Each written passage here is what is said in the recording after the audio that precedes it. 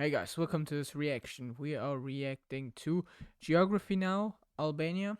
I want to go through all the major interesting countries where I think I can add something to it, because the first one is Afghanistan, I think, and I don't think I know that much about Afghanistan, to be honest. But first of all, I looked in the comments before, and look at this. I'm sick of these hate comments about Serbia. This video is about Albania. I'm from Serbia and I respect Albanians. I respect the people who respect my country. Make this world a better place to live in. No hate, bro. And all I gotta say is, of course, Balkaners are hating in the comments, but I'm just joking. But it's a common theme, but let's get into the video. You know how in high school there's always like that one little emo kid that just kind of keeps to themselves and sits in the corner, but then about 10 years later at the reunion you find out they actually have a lot of friends and they're pretty cool? That's kind of like what Albania is. Maybe, I don't know, I've not had a high school or college reunion. I'm not sure if what he said yet, so maybe that's true. It's time to learn geography. Now! Now you know the drill. Before anything, let's dissect that flag.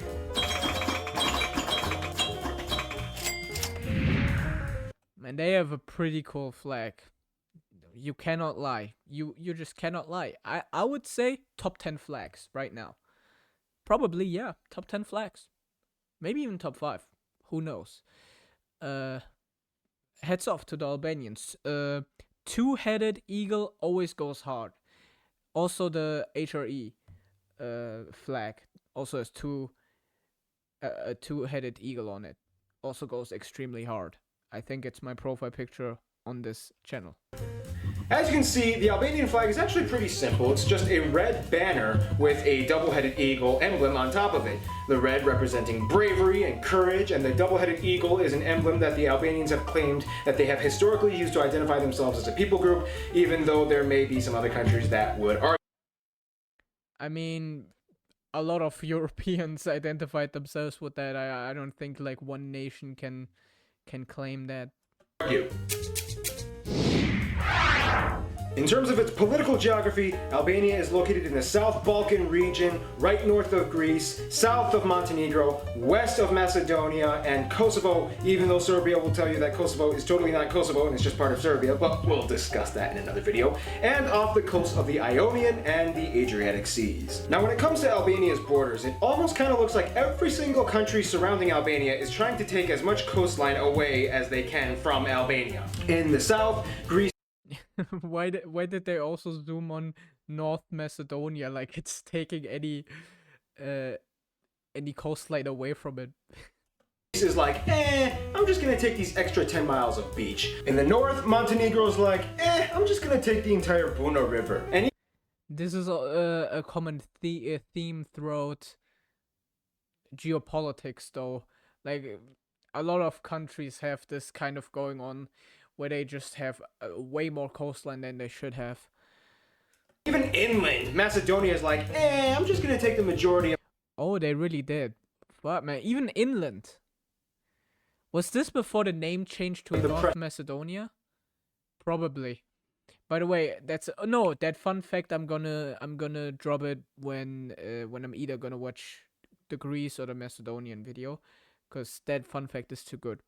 But and arid lakes and access to those lakes. Albania doesn't really get much regard. Now, unlike many of its neighbors that border the Mediterranean, Albania doesn't really have many islands that border its coastline. In fact, there are only about 7 to 10-ish islands, most of which are small, uninhabited, or barely inhabited, like Tongo and Stilo Island in the south, which each only have one house on them, and those are probably just like vacation homes for millionaires. Most of the other ones are basically barely even the size of an IKEA.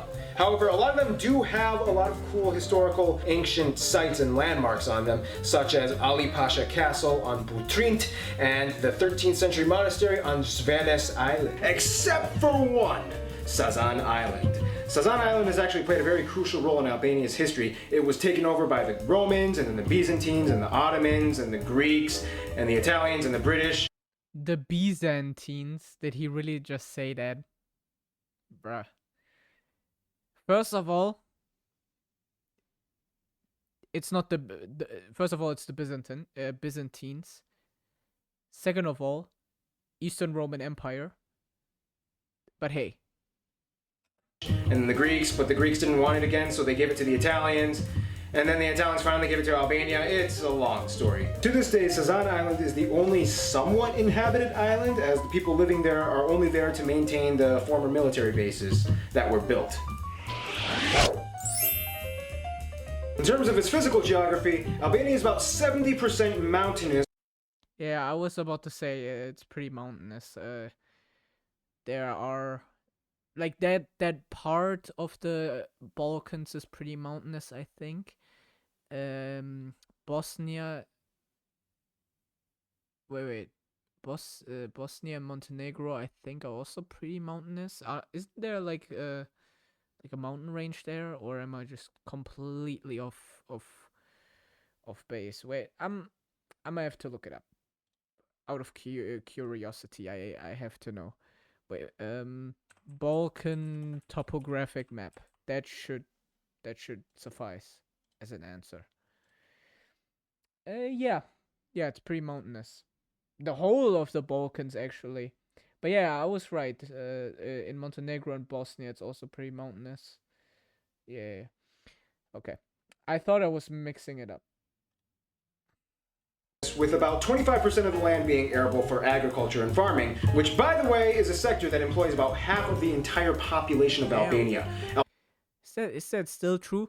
Because you have to keep in mind, this is from 2014, so over 10 years old, and the information in this video is probably also not like completely up to date. So maybe I would say that numbers probably... Albanians take their agriculture very seriously. In fact, for a while, they were completely closed off from the rest of the world and self-reliant. In addition to fruits and vegetables and other produce, one thing that Albanians really like to grow? Tobacco.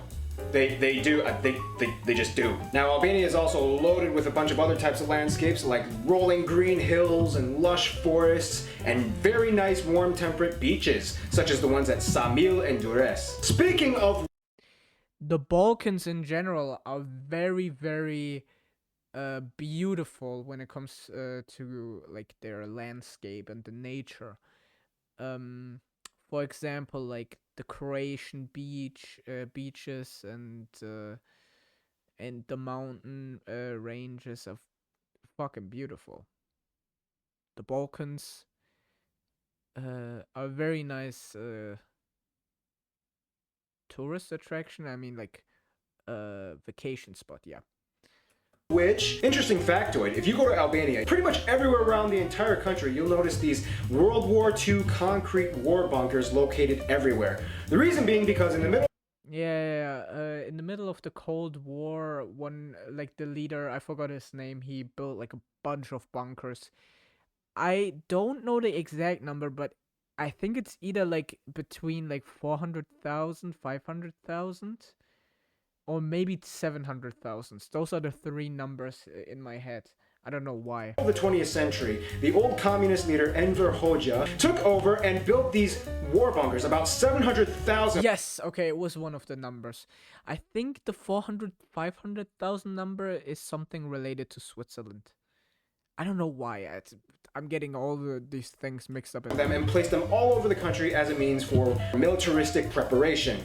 Now, of course, that costed the country a lot of money that they pretty much didn't have, and it was a poor investment because they never really needed them. However, to this day, it's almost like a little I Spy game. When you go to Albania, see how many bunkers you can find.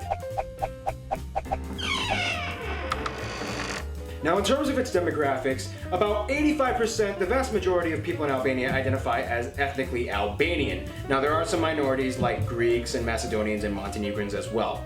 The vast majority of people... By the way, fun fact, there are more Albanians outside of Albania than in Albania. Because they like to immigrate to other countries. I think. Wait, How many Albanians are in the world? Albanian diaspora, 2.8 million live in Albania with an estimated 8.5 million world total. So yeah, three quarters, about like three quarters of the Albanians living in the world are outside of Albania, which is actually crazy if you think about it, man. In Albania also speak the Albanian language, which is one of the most distinguishable facets of this country. The Albanian language to this day relates to no other Indo-European language branch in the world. It stands alone as its own, and it's a very unique language. Albania also has a very interesting That's pretty base, not gonna faith-based background. About 60% of the people identify as non-denominational or secular Muslim, and about 20% identify as Christian, mostly Catholic or Orthodox. Although historically, Albania at one point banned all religious freedom and was declared the very first atheist state in the entire world during the communist regime until 1992. Interesting side note, in Albania they shake their head to say yes and they nod their head to say no. say yes and you know you're up and you're down. I don't know why I had to think about that.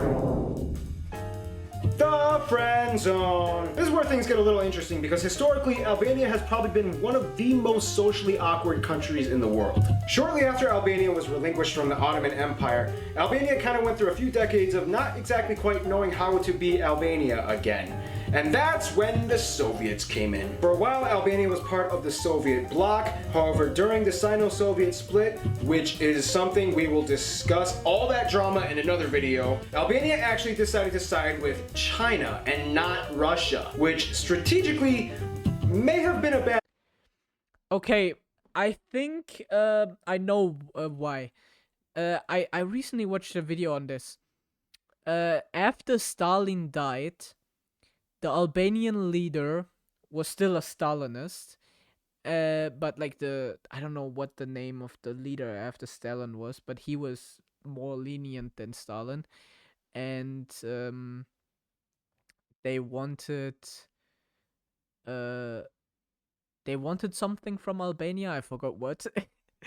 And they didn't want to do it, and the Albanian leader thought he was like a pussy because he wasn't Stalinist, and then he wasn't true communist. That was also the case why China hated Russia at that time, because, or like the Soviet Union, because they weren't like true communists for them, like not true enough. That decision. The reason being because that made China Albania's only ally in the world. And it can get kind of hard when your only ally in the world isn't even close to you geographically. And to add on top of that, in the 70s, China was kind of like, look, Albania, it was cute how you wanted to tag along, but you're on your own. And then Albania had no allies. In the last few years of communism and following the death of Enver Hoxha, Albania kind of saw what was going on and they were like, yeah, we kind of need to turn things around. And finally, in 1990, the communism regime ended, making Albania a constitutional republic. This opened up a lot of doors. And from the 90s up until today, Albania has become one of the most social countries in the world, opening up its arms, trying to regain as many diplomatic relations as it can with as many countries, and to this day has about 40 embassies in 40 different countries. Albania is not a social butterfly, Albania is a social pterodactyl. They even named a street after George W. Bush after he visited there one time in 2007. Interesting side note, there's an early episode of The Simpsons in which Bart signs up for a foreign exchange student program and goes to France, whereas the Simpson family receives an exchange student named Adil from Albania. The episode was filmed in 1990, right before the fall of. Okay, fun fact, actually, I watched this episode as a kid. I don't know why I thought that kid was Russian. I remember him being Russian, so I'm kind of surprised that he was Albanian, because I could have sworn he was Russian. I could have sworn, maybe it was in the German dub that they just gave him a Russian accent. Maybe I don't remember much, or maybe I was just dumb as a kid. But I could have sworn that guy was so Russian. Communism in Albania and lightly portrayed. I'm tripping right now. Wasn't the plot of this episode that he was a Soviet spy on the Americans, or what? Or this has to be some kind of Mandela effect for me, bro. I watched some sort of alternative universe version. The tensions between Americans and Soviet influenced nations back in that time. In terms of its best friend, Okay, it had something to do with the Soviets in the episode. Maybe I just got it confused. I mean, it's been probably over 10 years since I've watched that episode, so can't expect to remember all of it. Albania would probably consider Kosovo their best friend, considering that the vast majority of people in Kosovo are Albanians. Gotta support your brothers. In conclusion, Albania. That's curious because from online, I've seen, of course, the Serbians being like Kosovo, Serbia, but I've also seen some people being Albania, Kosovo's Albanian. Um, so are there like also Albanians that that want to annex Kosovo? Because I don't, I haven't really gotten the feeling that they're the bestest friends. I got like the feeling it's 50-50. But maybe it's just because it's online and the extremists are the loudest, like the most extreme people are the loudest. So maybe it's just a few nut jobs being very loud. Albania may have been that little reserved, quiet kid, and yeah, maybe they made a few bad decisions here and there historically, but they really started to turn things around, and you gotta give that for them. Stay tuned, Algeria is coming up next. Okay, yeah. I hope you enjoyed this video. See you in the next one. Leave a like or dislike and comment on how I could improve things, because that's, or like give constructive criticism. That would be very nice. See you in the next video. Bye.